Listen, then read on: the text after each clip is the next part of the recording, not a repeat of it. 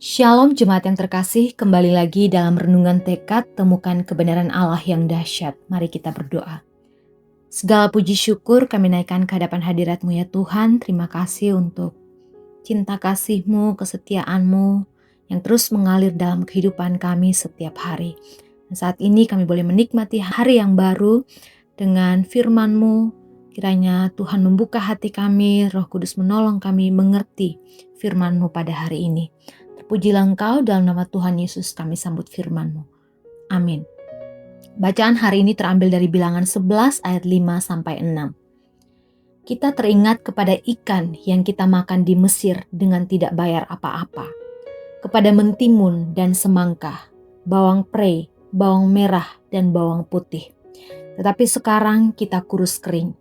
Tidak ada sesuatu apapun kecuali mana ini saja yang kita lihat. Seorang pendaki gunung pernah menceritakan pengalamannya setelah berhasil diselamatkan dari badai salju yang hampir merenggut nyawanya.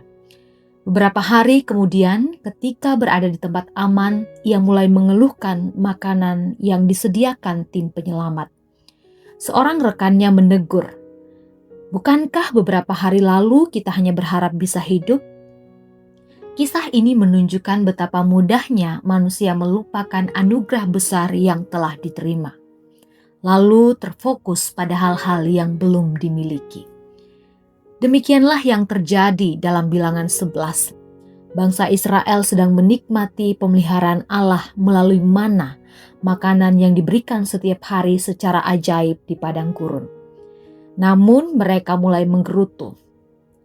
Kita teringat kepada ikan yang kita makan di Mesir dengan tidak membayar apa-apa. Ironisnya mereka merindukan Mesir, tempat perbudakan yang pernah membuat mereka berseru minta dibebaskan. Kenangan akan penderitaan memudar sementara kenikmatan sesaat dibesar-besarkan. Keluhan itu bukan sekedar masalah selera makan. Itu adalah gejala hati yang kehilangan rasa syukur dan kepercayaan kepada Allah. Mereka memandang mana sebagai sesuatu yang membosankan, padahal mana adalah bukti nyata kasih dan kesetiaan Tuhan setiap hari. Dalam ayat 10-15 bahkan Musa pun menjadi sangat tertekan oleh keluhan bangsa itu. Dosa ketidakpuasan ternyata tidak hanya merusak hubungan dengan Tuhan, tetapi juga membebani sesama. Seorang teolog reformator, John Calvin, pernah menuliskan, ketidaksyukuran adalah akar dari banyak kejahatan, karena manusia tidak pernah merasa puas dengan kebaikan Allah. Pernyataan ini selaras dengan kisah Bilangan 11. Ketika hati berhenti bersyukur, maka mata menjadi buta terhadap pemeliharaan Tuhan yang sebenarnya terus bekerja.